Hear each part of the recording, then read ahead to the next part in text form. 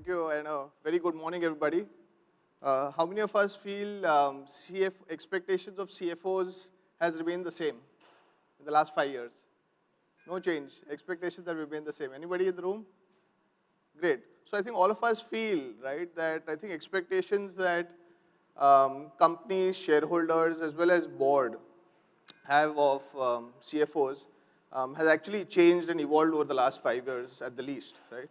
What I want to do today is cover, how is it that at Oracle we are helping organizations at large, but specifically the CFO function in particular.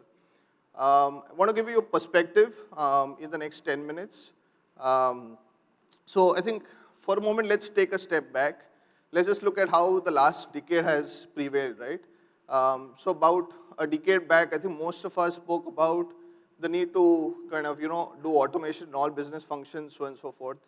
About maybe 7, 8 years back, the need for business model changes was relevant, right? Everybody said, hey, if we are not the Uber in our respective industries, we might be just swept away, right? Few years back, COVID hit us, right? A very different scenario. And over the last couple of years, we're talking about AI, right? So if you just generally look at a good decade, so many things have really kind of transpired over the last decade, right? And anybody in the room feels that the world in future is not going to be uncertain, right? So I think that's essentially what's really happening, right? So the world will continue to be uncertain. It's been uncertain over the last decade, right? We've seen it. And I think as CFOs, the question really, many questions, but one of the questions essentially is, how do we kind of make sure that we achieve more in an uncertain world, right? And this is something that I used to always project about 5 years back. It's still relevant. I think the pace of change will continue to kind of challenge us, right? Not just in the CFO function, but at businesses at large. And I think the ability for us to respond to that change will always, be a graph which is slightly below. And of course, depending on each organization that we represent here, there will be a gap. But what I do know for sure is that the gap is real and the gap will be there in all organizations. So I think as CFOs, the challenge for us is how do we kind of reduce that gap as much as, we can. And to my first question, right, are expectations going any better? The answer is no. So if you look at any finance leader, right, he or she is essentially transforming to the left, from the left to the right. In some cases, we might be somewhere in the middle. Some cases, we might be on the extreme end. But I think essentially, no longer is the CFO function looked up as a cost center, right? The second but last one. Everybody expects the CFO function to deliver value, right? And there are different ways that, we are delivering value. But I think essentially the CFO's journey is essentially from moving from the left to the right. And how is it that technology can really aid? I think that's something that we continue to, make a difference to our customers as well. Now, what I want to leave behind is about 4 key areas where we see CFOs really investing not just their time, effort, energy, but investments as well. In no particular area, but in no particular order, but starting from the left. So I think the need for us to modernize finance systems, right, has always been a constant.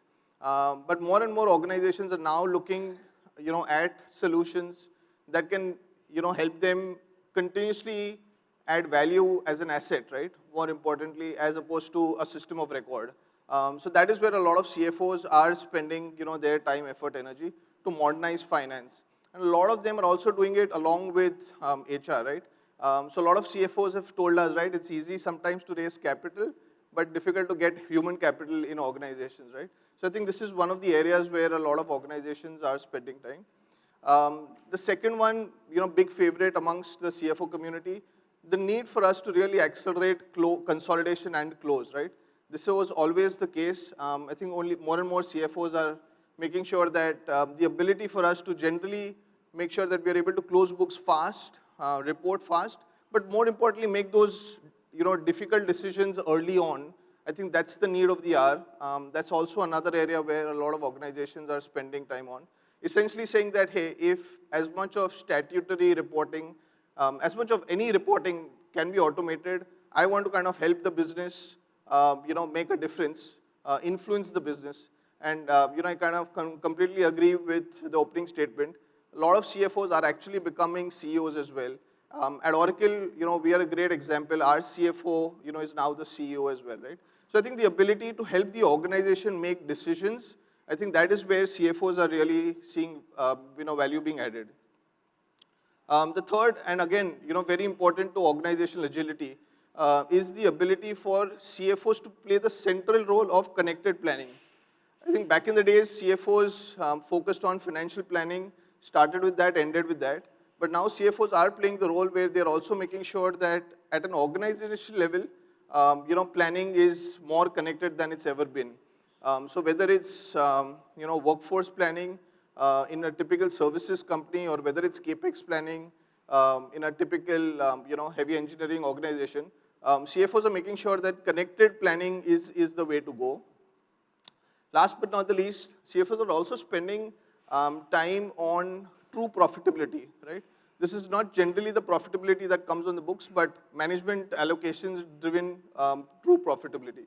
These are 4 areas where, we are seeing CFOs really spend a lot of time, effort, energy. And happy to kind of have any discussions around this, during the breaks. But what we want to also leave you behind is, at Oracle, what is it that we are doing to help, the community? So 3 key pillars to whatever we are trying to do. We want to kind of provide pretty much most of the applications that, CFOs and at large companies need. Continuously innovate that, right? So I think innovation cycles have become very, very different and very rapid. So no longer do organizations need to wait for the next upgrade. Upgrades are something that, we take care. And I think in general, our commitment to making sure that customers are successful and use, all these innovations that come along, right? So these are the 3 areas that we work towards. From a capability perspective, of course, we cover the CFO's organization very well. But along with that, whether it's supply chain, whether it's human capital, whether it's anything to do with our customers, so essentially managing customers, managing human capital, managing supply chains, and of course managing finance, right? So we want to kind of make sure that we have the ability to kind of cover all these areas. Now, classical AI, right, and we've spoken about this several times, but just want to leave that the fact that we've started with the classical AI in our solutions, way back. Again, not an eye test, but, these are the capabilities that we've always had in our solutions. The one in the center are everything that we had as classical AI in our ERP solutions. But I think the world has moved forward since classical AI, right? It's really essentially moved to what we now pretty much across the board, know as generative AI. With generative AI, we've got a lot of these capabilities built into the solutions, which are essentially helping CFO organizations as well as the organization at large. Just want to kind of, leave behind a couple use cases that we are seeing. So for example, we are seeing huge value in insight narratives, right?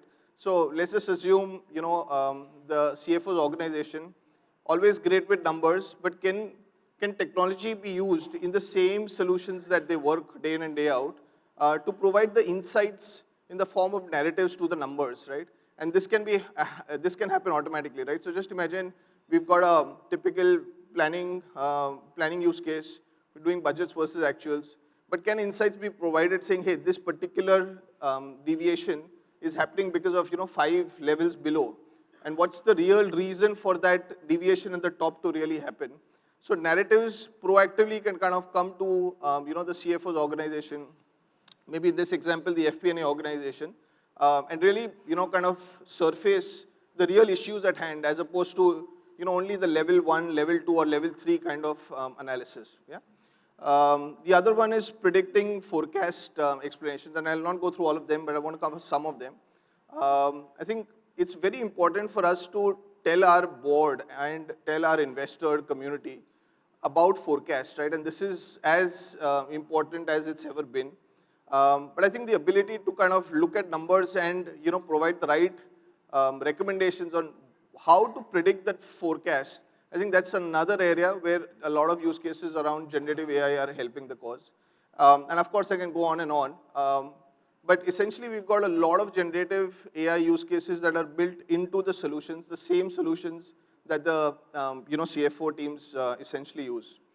Likewise, we've got a lot of similar generative AI use cases in our human capital solutions and in our customer experience solutions as well. Happy to kind of get into discussions should the need arise, but just wanted to cover some of them. Last but not the least, I think we've got an entire plethora of solutions that essentially help with data intelligence. We all know that in CFO organizations, we don't really want to do projects, but want to kind of make sure that we are able to kind of leverage technology and put that to use as opposed to doing very complicated projects.